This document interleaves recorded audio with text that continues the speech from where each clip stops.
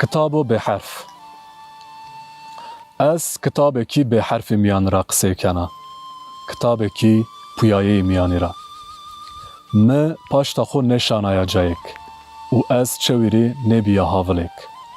Bêvengiya şewanê dergan ra nasiliyaye ez. Vengê me xwe sawit û şeqê henaran, hera ziyaran, diyesê bajaran. Kilan miyan de çemçilik besto vengê me.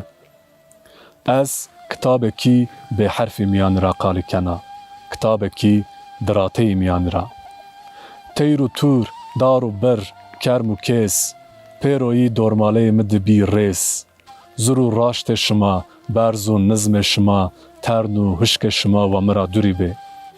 Zerra mina darbicinê de zuriyek, vîrê min ê eşkewiteyê de gurziyek û ezmanê fekê me de çekûyê zacilanê aliqayê mendî.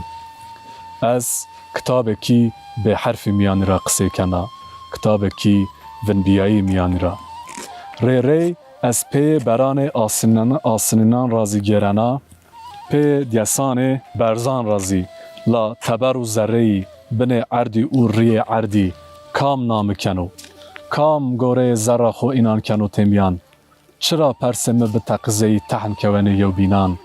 Rê ez yena ki biteqî, ez wazena birembî, la çi heyf ki, ez şêrî ça xozî leşa xwe de kirişena. û dima sey her wextî nişan û hêrsê me, têrsê me benî cîr. Sey her wextî. û reyna eynî hewn.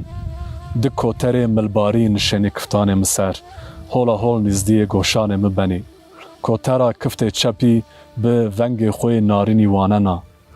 Ve wext çemê ku teberkerde yo. Yê kiftê raştî bi vengekî xemgînî vajiyena. Sey maranê koran xwe lefînen û her çîra.